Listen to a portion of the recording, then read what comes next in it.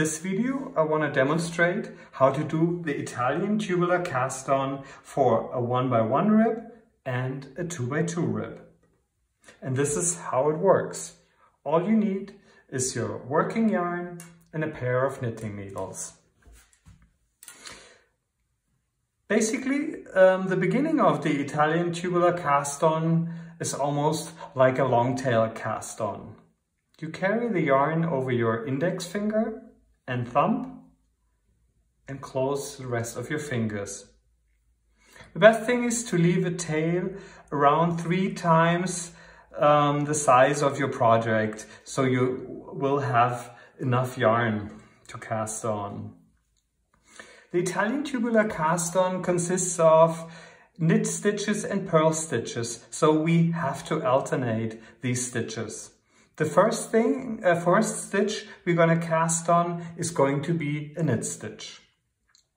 We go under the yarn between the 2 fingers, turn it towards the index finger, twist it, and there we have a knit stitch. The next stitch is going to be a purl. We go under the yarn of the index finger, pick the yarn over the thumb and twist it on the needle, and it's a purl stitch. Once again, a knit stitch. Go under the yarn of the thumb, pick the yarn from the index finger, and it's a knit stitch. A purl under the yarn, over the yarn of the thumb, and twist it on the needle, it's a purl. Basically, you have to remember, when you do a knit stitch, usually we hold the yarn behind the work. So we go under the yarn of the thumb, pick the yarn from the index finger, and we have a knit. For the purl stitch, we usually carry the yarn in front of our work. So we go under the yarn of the index finger, over the yarn of the thumb, pick it and twist it on the needle. So we have a purl stitch. And in this manner we go alternating a knit stitch, a purl stitch, a knit stitch.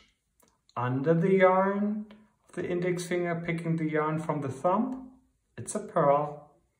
Under the yarn of the thumb, picking the yarn from the index finger, it's a knit. Basically just like knitting, purling yarn in front, knitting yarn in the back of your work.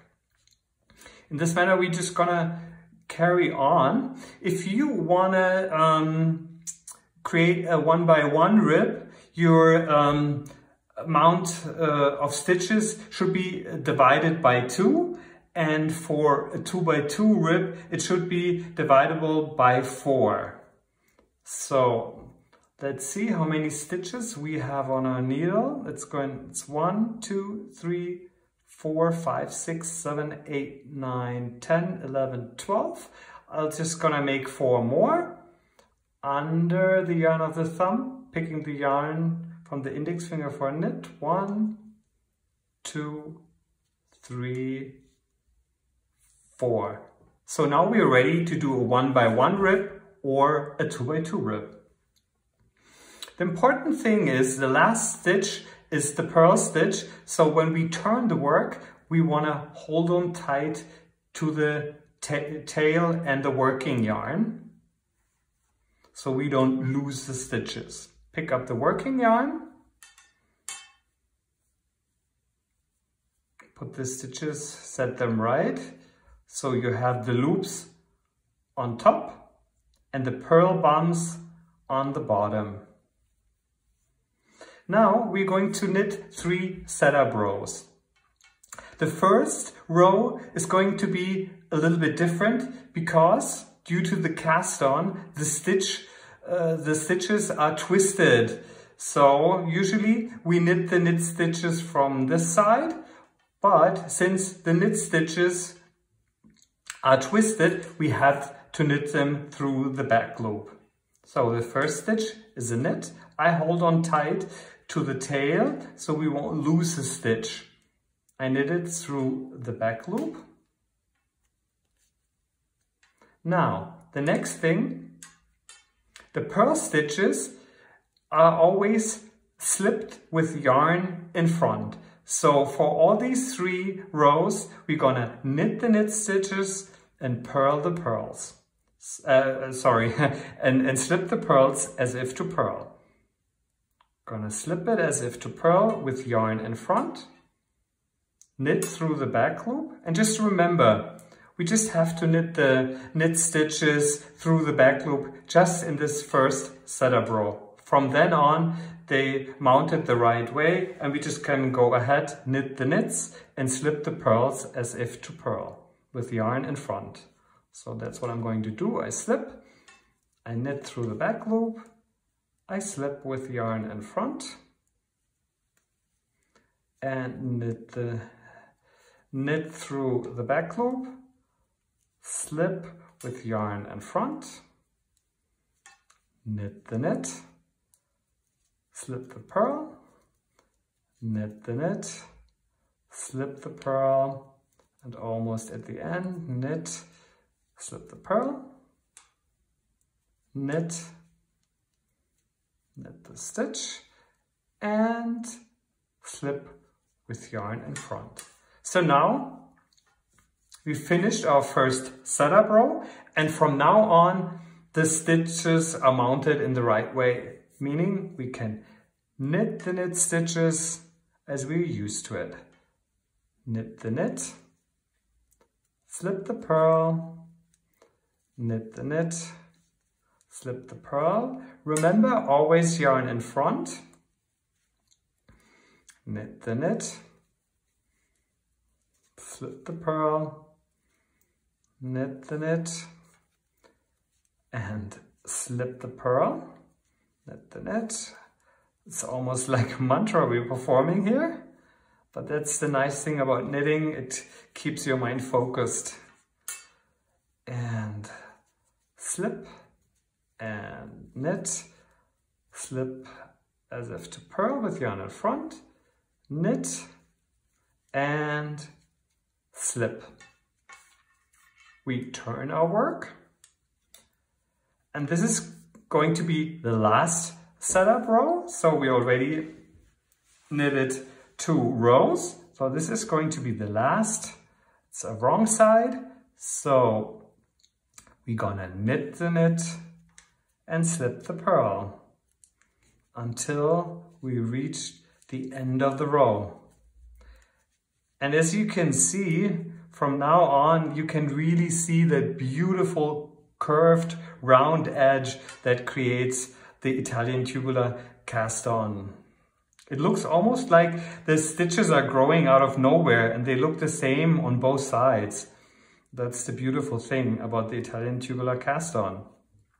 I slip the purl as if to purl, I knit the knit stitch, slip and knit, slip, knit, and I slip and I knit, and we're almost there. Knit the knit and slip the purl as if to purl with yarn in front. So we finished the cast on and the 3 setup rows. We turn the work around, and if you're going to knit a 1x1 rib, we're basically ready to go, because we have a knit stitch, a purl stitch, a knit, and so on. So we would knit the knit and purl the purl. For the 2x2 rib, it's going to be different, and we just need to add 1 more row to reassemble the stitches, because we need 2 knits and 2 purls. And this is how we do it. We knit the first knit stitch, and the next stitch we're gonna need is over there, and there's a purl in between. So now we have to change its position. We're gonna insert the needle as if to perform a knit 2 together. We go inside both of the stitches, pick up the stitches from the left needle, and now they're twisted in their position. Now the knit stitch is first, and the purl stitch is second. We put them back on the left needle, and now we're ready to knit them. But since we changed the position, the orientation is twisted. So what that means, we have to knit through the back loop once again. Remember, we did that in the first setup row. This is how we do it. We knit the stitch through the back loop, and the next stitch is the purl loop, and it's changed its position as well. So we have to purl it through the back loop. Next stitch is a purl and a knit stitch. So now we're running into the same problem once again. The knit stitch is over there, and we just have to swap its position. So we go inside both of those stitches as if to knit two together.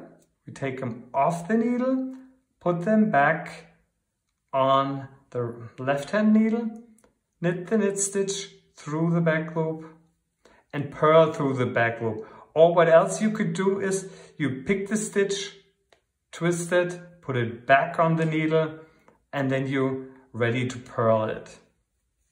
You purl the next stitch, knit the knit. Same problem, we have to swap its position. Pick both stitches, take them off the needle and put them back on. Knit through the back loop, purl through the back loop, or you might as well change the stitch. Purl, knit, and one more time. Insert the needle through both of the stitches, take them off the needle, put them back on. They swap their position. Knit the knit stitch through the back loop, purl the purl through the back loop, or I show you one more time. You go inside from behind, take this stitch, put it back on the needle, so you twisted it back to the right position, purl the stitch, and one more purl stitch. And there you have it. Italian tubular cast on for 2x2 rib. I have a little tip for you. Usually when I do, and I almost do it for every project I knit, I use the Italian tubular cast on if I use a ribbing. If I knit in the round, I prefer to do the cast on and it's 3 setup rows, or this row to rearrange the stitches. I knit it flat, meaning I go back and forth before I join my work in the round. The simple reason for this is, let's say when you cast on a big amount of stitches, like 160 stitches, it's very difficult in the very first row not to twist the stitches. So knitting back and forth gives me the opportunity to really see my cast on and not twisting it when I join it to work in the round. The only thing you have to do in the end, and you see you still have that tail left over, you just take your tapestry needle and just close these 3 rows and weave in the ends. And then basically you don't even see it. I show you on my perfect 2x2 head, and I don't even see where I closed this little gap. I believe I did it on this spot.